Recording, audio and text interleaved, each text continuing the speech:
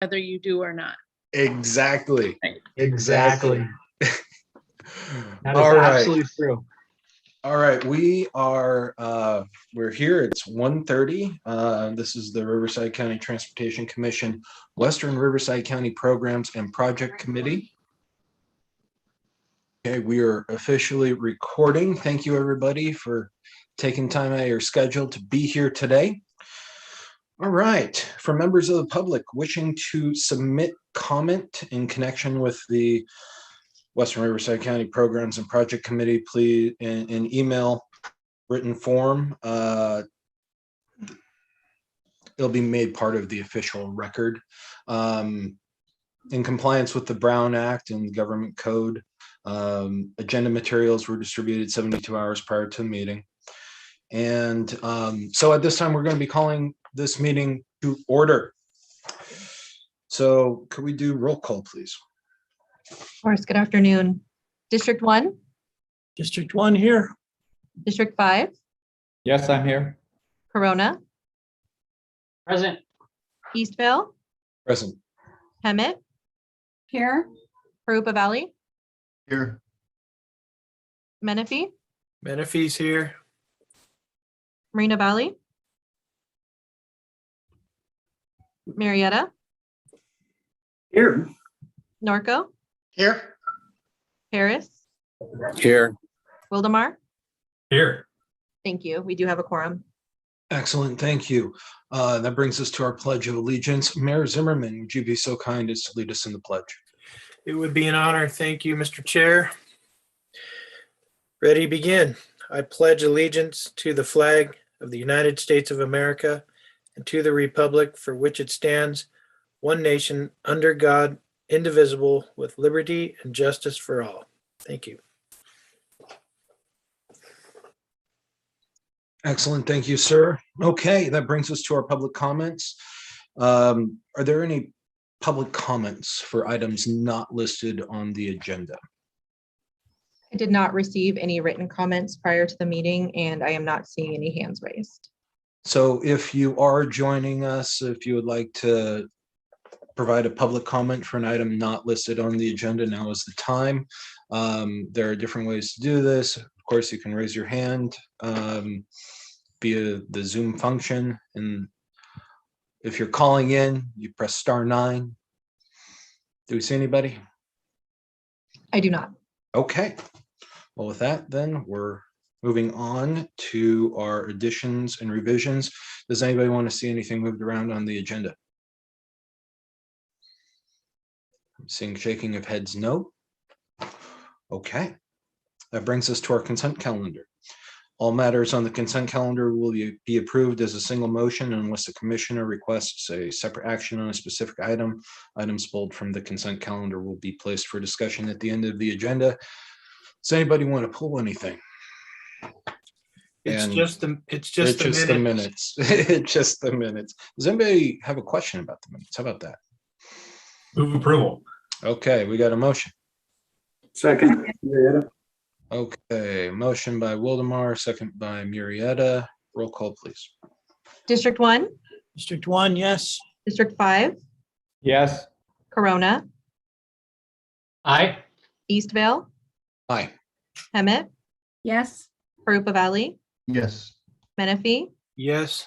Marietta, Yes. Norco, Yes. Harris, Yes. Wildemar. Yes. Thank you. The consent calendar passes. Excellent. Okay, this brings us to item number 7, and that's the City of Temecula funding request for construction of Interstate 15 auxiliary, you know what I mean, auxiliary lane project. Ms. Guisado, could you please walk us through this one? Good afternoon, Chair Lorimer and committee members. The City of Temecula has been working with Caltrans on a package of auxiliary lanes through Temecula on I-15 to improve circulation within the city, reduce delays, and improve safety. Caltrans is the lead agency and sponsor of a suite of auxiliary lane improvements on I-15 between Temecula Parkway and Winchester Road. Temecula is the project lead on one auxiliary lane project on 2 ramps connecting to Interstate 15 at Temecula Parkway and Rancho California Road called the I-15 ALP. Since Temecula is the project lead rather than Caltrans, the I-15 ALP will be delivered up to 2 years earlier. The environmental document is underway for the I-15 ALP, and design is scheduled for completion in June 2022. On September 20th, Temecula submitted a request to RCTC for help to close the funding gap on the I-15 ALP in the amount of $3,500,000. Once the project is fully funded, construction is planned to be advertised this coming summer. Let's take a look at the project location. As seen on the location map on the screen, the project is represented by the blue line in Temecula at the I-15 on-ramp for Temecula Parkway and the I-15 off-ramp for Rancho California Road, and that's heading in the northbound direction. Temecula, the city of Murrieta, the Pechanga Band of Luiseno Indians, and Caltrans are all funding partners, collectively bringing $5.47 million to the project. In 2020, Temecula sought additional state funding through Cycle 2 of the Senate Bill 1 Local Partnership Program Competitive Call for Projects. Ultimately, the project did not receive SB 1 funds. If Temecula waits to submit another competitive grant application in Cycle 3, it would delay construction by at least 1 year without an actual guarantee of funding. The I-15 ALP complements the commission-led Smart Freeway pilot project on the I-15 in Temecula. The two projects enhance one another by improving operations along the corridor. By the commission joining Temecula as a funding partner on this project, it will ensure the timely delivery of the I-15 ALP improvements. The commission's technical advisory committee, made up of the public works directors throughout from all of the cities in the county, met on November 15th and unanimously concurred with staff's recommendation. Today, staff is seeking approval to program $3.5 million of Transportation Uniform Mitigation Fee, or TUMF, Community Environmental Transportation Acceptability Process, or CTAP. So combined, that's TUMF CTAP for short, funds for the city of Temecula's I-15 ALP. Approve entering into an agreement with Temecula for the programming and forward to the commission for final action. This concludes my presentation. Today I'm joined by the project manager, Evelyn Oviar from the city of Temecula, and we're both available to answer any questions you may have. Excellent, thank you. Do we have anybody wishing to speak on this item?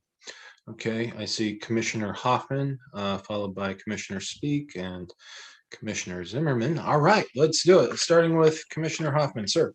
Thank you, Clint. I just have one question. This doesn't authorize anything for this budget year, correct? You're talking about for the 22-23 year? That's correct.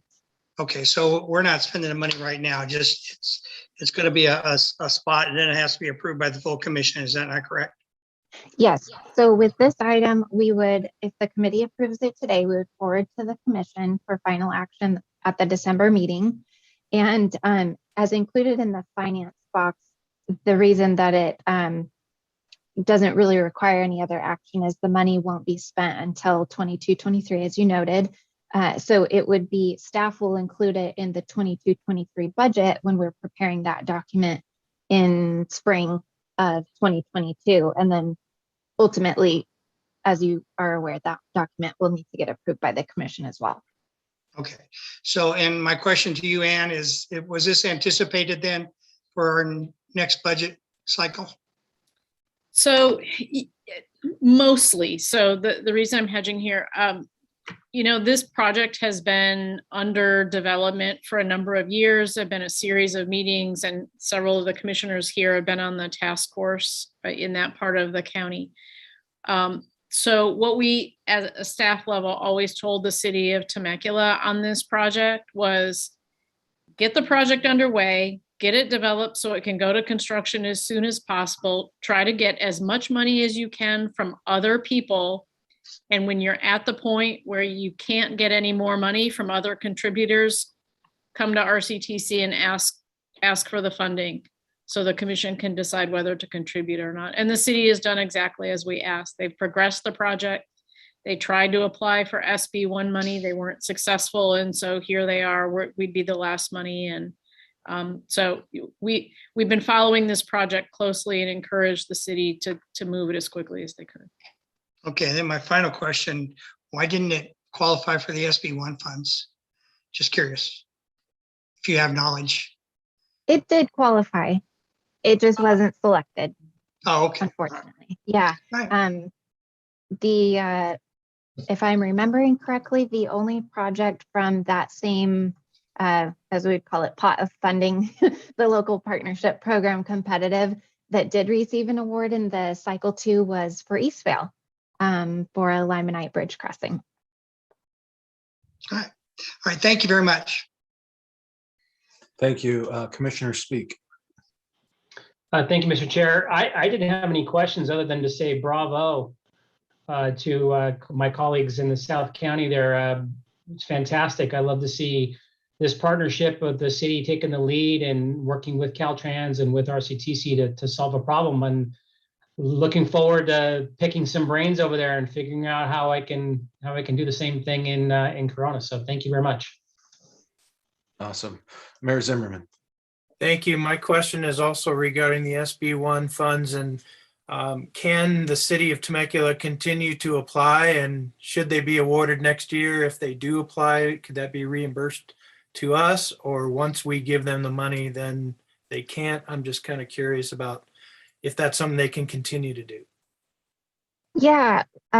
So if the project stays on its current schedule, then the answer is no, because the city would not be able to basically award the construction contract like they hope to do late next summer, before the next round of SB1 funds would come available. We anticipate the next application period opening next summer and funds not being awarded by CTC until June 2023. So at that point, the project should be almost constructed, and unfortunately the way that the guidelines are is they would not be able to be reimbursed basically retroactively, but we do always look at that. And if by chance, hopefully not, but if by chance the schedule did slip, then I think that that's certainly, especially since they already have an application for the project, it would be worth dusting off and trying again if the timeline allowed. Thank you, Jillian. All right, excellent. Do we have any further comments or questions on this item before we take a vote? Checking with Lisa. I'm seeing none. Either? Okay, looking for a motion in a second. Move to approve. Second, Benoit. Yeah. Okay. Well, we have a motion. Where's the second? Benoit. Second. Benoit? Okay. Murrieta and Wildemar as the second. Roll call, please. District 1, Yes. District 5, Yes. Corona, Aye. Eastvale, Aye. Hemet, Yes. Harupa Valley, Yes. Menifee, Yes. Murrieta, Yes. Narco, Yes, Harris, Yes. Wildemar. Yes. Thank you. Item 7 passes. Excellent, thank you. That brings us to item number 8, and this is agreements for on-call right-of-way appraisal services. Mr. Duran, we have you on the line. I will be presenting for Ruben. Okay, excellent. Please take it away. Thank you. Good afternoon, Chair and Commissioners. My name is Ruby Arellano, and I'm Senior Management Analyst in the Right-of-Way Department. I'll be presenting the item before you today as the Right-of-Way Department seeks to award a new on-call appraisal services contract in the amount of $1 million for a 3-year period, as the current contract will be expiring. Federal and state regulations require that before the initiation of negotiations with property owners, the public agency shall establish the value of just compensation for the property. This is done through the appraisal process. Before moving forward with the RFP, staff reviewed the scope of work for this on-call bench. As the managing agency for RCA, it was important to ensure that it would fulfill both commission and RCA projects. On September 21st, an RFP for these services was posted on the Commission's Planet Bids website, resulting in 21 firms downloading the RFP, with 7 of those firms located in Riverside County. 9 firms submitted a proposal by the October 21st deadline, with 2 of these firms, San Lucido Duray Group in Canyon Lake and Epic Land Solutions in Riverside, located in Riverside County. Staff responded to all questions submitted by potential proposers prior to the October 5th clarification for deadlines. The proposals were evaluated and scored by an evaluation committee comprised of Commission staff. The committee selected 5 firms, one of which is located in Riverside County, which is the San Lucido Duray Group, as the most qualified firms to provide on-call right-of-way appraisal services. With the exception of the firm located in Riverside County, the Commission has had previous appraisal on-call contracts with the other selected firms. Staff continues to be satisfied with their work product. Staff is requesting the committee to approve this item and forward to the Commission for final action. This concludes my presentation. I will be happy to take any questions. Excellent, thank you. Do we have anybody that wishes to speak on this item? Or any questions? Okay, straightforward presentation. Thank you, Ruby, appreciate it. Thank you. Do we have, I'm looking for a motion? Second, if Move to not. approve. Okay, Corona first. Paris second. We have Corona and Paris. If no further discussion, roll call, please. District 1, Yes. District 5, Yes. Corona, Aye. Eastville, Aye. Hemet, Yes. Carupa Valley, Yes. Menifee, Yes. Marietta, Yes. Norco, Yes. Paris, Yes. Wildemar. Yes. Thank you. Item 8 passes. Excellent, thank you. Okay, that brings us to item number 9, and that's an agreement for railroad right-of-way property maintenance services. Try saying that fast a number of times. I think that'll be difficult. All right, and this is going to be presented by Mr. Ratliff. Yes, sir. Good afternoon, Chair and Commissioners. My name is Gary Ratliff. I am the Facilities Administrator for the Commission. Today, I am seeking approval of a right-of-way maintenance services agreement of commission-owned railroad property to Joshua Grading and Excavating Incorporated in the amount of $4.3 million for a 5-year term. Next slide, please. The Commission owns and maintains a San Jacinto branch line, which goes from Riverside to San Jacinto. The active part of the rail line is 24 miles in length and approximately 317 acres in area. The Southern California Regional Rail Authority oversees rail operations, which include Metrolink commuter rail services and BNSF freight services. Next slide, please. The inactive section of the branch line is 17 miles long, comprising about 169 acres. This section is currently non-operational. Together, both railroad sections total 480 acres and 41 miles of required maintenance. Next slide, please. The Federal Railroad Administration, along with state and local laws, require the Commission to provide various maintenance right-of-way property services for safe and efficient rail operations. Comprehensive routine maintenance services consist of fence and sign repair, vegetation control, fire prevention, grading and drainage work, tree trimming, trash and debris removal. Next slide, please. Maintenance services also include removal of illegal dumping, hazardous waste, and encampments. In addition, maintenance services will implement minor betterment projects such as slope stabilization, perimeter control, and drainage upgrades to reduce maintenance cost and enhance safe railroad operations. Slide 6, please.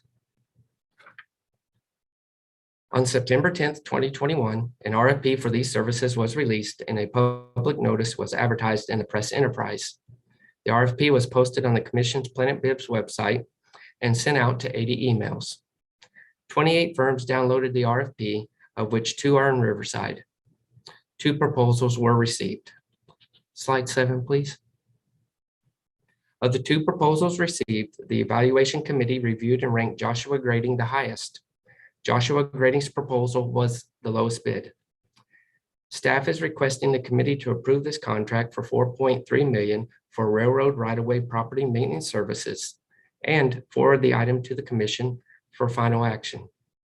The owner of Joshua Grading is in attendance today. Slide 8, please. Thank you again for your time this afternoon. This does conclude my presentation. Happy Thanksgiving, and I'm happy to answer any questions you may have. Happy Thanksgiving. Thank you for the presentation. All right, Johnny on the spot. Commissioner Hoffman, you're up. I don't know if I'm Johnny on the spot. You were fast on the draw. Oh, that's yeah. all. Only because I'm looking at this thing and maybe because I don't know. Out of the mileage that you had, 17 miles of the 17 miles that don't have rail in it, is that for future or is that just something we own? That's for future expansion and we own it. Okay, so we own it and it's future expansion and that's for future rails and things like that. I just don't like to own property that we're not going to use and we have to take care of. That's, I wasn't sure, so I appreciate that. Thank you. Yes, sir. You're welcome. Excellent. Would anybody like to speak on this item?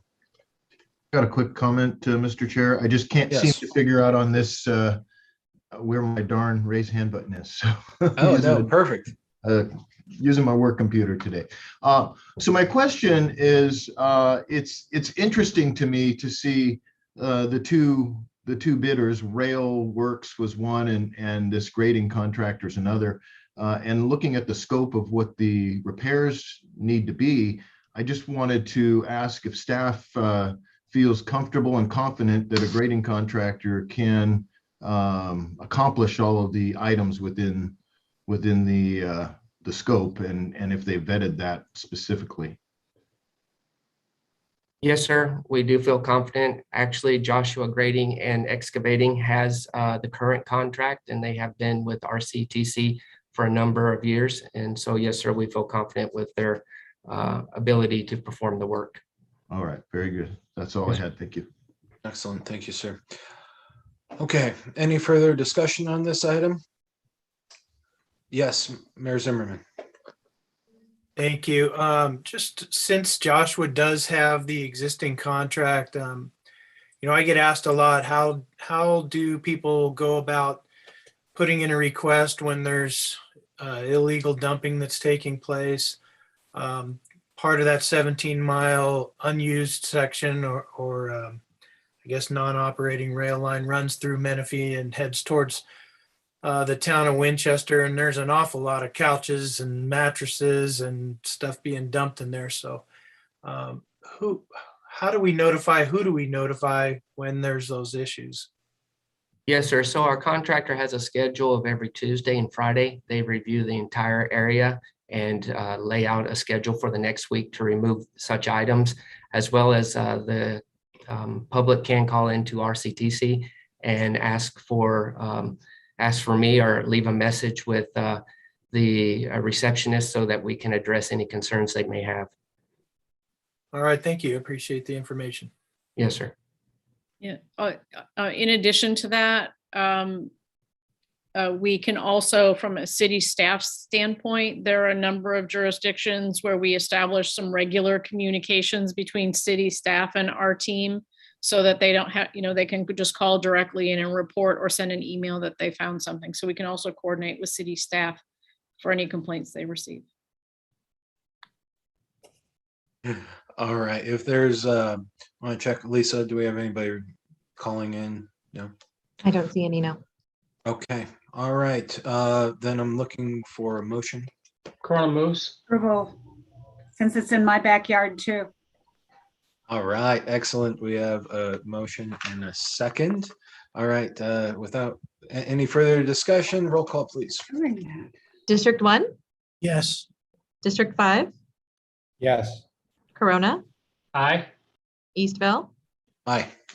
Hemet, Yes. Harupa Valley, Yes. Menifee, Yes. Marietta, Yes.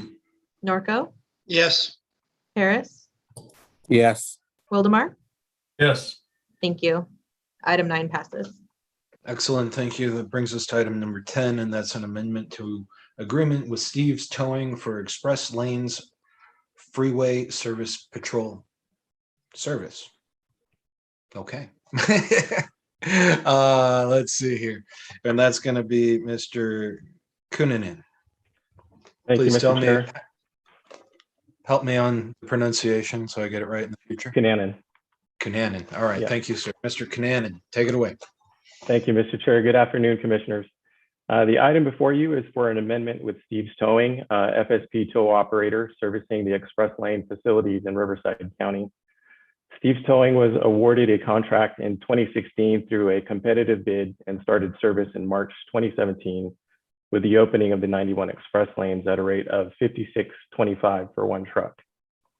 In January 2020, the Commission approved a subsequent amendment to expand the scope to include service on the 15 express lane facilities with 2 additional trucks at a negotiated rate of $70 per hour per truck. This approach allowed for express lane FSP service for the 2 facilities to be under one contract at a fair and reasonable rate. This also provided a pilot period to assess if the number of trucks and service schedule provided optimal coverage of the growing express lanes network. Steve's Towing has a history of performing well for the Commission and has also provided FSP on general purpose lanes under previous contracts up through this current contract covering express lanes. Since inception, more than 5,400 assists have been provided by Steve's to express lanes customers. Given the favorable rates compared to current market rates and Steve's Towing track record as a reliable and well-performing tow operator and relatively low mileage on the vehicles, staff explored an extension with Steve's Towing, which Steve's was amenable to, but requested consideration for an increase to the 91 truck rate. Currently, the initial truck that started with the 91 express lanes facilities is at the original $56.25 rate, and the 2 trucks added for the 15 are at $70. Steve's requested to adjust the 191 truck to be at the same $70 rate as the 215 trucks. Staff views this as a reasonable adjustment, especially when compared to the last FSP procurement, where rates came in north of $80, or to neighboring FSP programs, which can range from $68 to $100 per truck. Therefore, staff is recommending approval of this rate adjustment and a 13-month extension through the end of January 2023, and the addition of $105,000 to accommodate the rate adjustment and extension, and to forward to the Commission for final action. This concludes my presentation. I'm happy to answer any questions you may have. Okay, excellent, sir. Appreciate that. Does anybody wish to speak on this item or have any questions? Okay, I'm seeing shaking of heads. Well, if there are no questions, looking for a motion. Move to approve, Paris. Second, Menifee. Haruka Valley. I think Menifee just beat you out, Mr. Bergson. All right, if there's no further discussion, roll call, please. District 1, Yes. District 5, Yes. Corona, Aye. Eastvale, Aye. Hemet, Yes. Harupa Valley, Yes. Menifee, Yes. Marietta, Yes. Norco, Yes. Paris. Yes. Thank you. Item 10 passes. Excellent. All right, that brings us close to the end of our meeting here. We have our executive director's report from Ms. Ann Mayer. Thank you very much. Good afternoon, commissioners. You may recall at the last commission meeting, you had a healthy discussion about the format for future commission meetings, and it was decided that hybrid meetings would be used for commission meetings on a go-forward basis. So December 8th, the commission meeting will be a hybrid meeting, so we'll have in-person opportunities for those of you who are interested in being here in person, and we'll retain the virtual opportunity for those who prefer to be virtual. For those of you not sure whether you want to be here in person or on Zoom, let me share with you, I'm very pleased to say that Caltrans Director Tokes Amashakin will be here in person on December 8th for a presentation as well as questions and answers. So you've heard RCTC staff say many, many times what some of the new policies are coming from the Department of Transportation, some of their key focus areas. Well, now you can hear it directly from the Caltrans director himself. And again, he'll be available for questions that you may have. So it's a good opportunity in December to be able to have those conversations about the future of transportation policy in California and how it may impact Riverside County. As an aside, if you haven't seen it, the Wall Street Journal today had an article about migration to the Inland Empire. We will send that and copy of that article out to all of you. It was an excellent article that talked about the decisions people are making to move to the Inland Empire, why they're making the decisions, and transportation costs are a part of that, but really the driving factor is home affordability. So we'll send that out, but that also comes into the conversation that likely will be had with the Caltrans director in December. In addition, that afternoon at 1 o'clock, the California Transportation Commission will be in the boardroom downstairs for their December meeting. They are also having a hybrid meeting. I'm hearing that most of the commissioners will be here in person, but we don't have confirmation of that yet. So again, the CTC meeting will be here in the afternoon at 1 o'clock. Chair Jan Harnick will do a brief welcome to them. And then later on in the agenda, they asked us for an item on innovations in transportation, and Aaron Hake will be making a presentation on the Riverside County Integrated Project, but more specifically, the transportation benefits of the MSHCP. So December 8th is going to be a busy day around here. Let us know if you have any other questions, and we look forward to seeing some of you in person in December. Thank you. That is awesome. Yeah, December 8th, I'm looking forward to being able to have the opportunity to meet in person. So thank you for doing that. And for the, Anne just mentioned the Wall Street Journal article. I'd encourage everybody to check that out. It is a well done piece. I know that the author of that piece has been working on it for months. I was interviewed months ago. I didn't make the cut, unfortunately, but I think I helped inform the piece. Who knows? But worthwhile piece. Check it out. We are to commissioner comments. Do we have any comments from commissioners? Mr. Zimmerman, I think you unmuted yourself. Were you going to say something? I did, and I decided not to say anything, but since you welcome me, I will. Go for it. I just wanted just a clarification on the calendar. So WRCP Commission won't be meeting December 27th. Is that correct? Correct. Okay, that's all. That's good. Mr. Hoffman? Thank you, Clint. Yeah, and reminding, like you did that article, for those of you that get the local paper or subscribe to any of the Southern California News Group, read the interesting article of the national survey done by Bankrate. We didn't do so good. California State is worse for the drivers, for us drivers. Just, and that's what ranked us as. So not the driving, just how much we spend on roads and stuff and what we get out of it, just so you know, then the cost of fuel. But that was all the things they put in it. But it's an interesting survey. It showed that we're not doing so good as compared to the rest of the country, but we knew that. I'll just point that out. And have a happy Thanksgiving. Yeah. Happy Thanksgiving, everybody. Do we have any further comments? Okay, seeing shaking of heads. Thank you all for taking time out of your busy schedules to be here today. A lot of good work done, good information on the updates.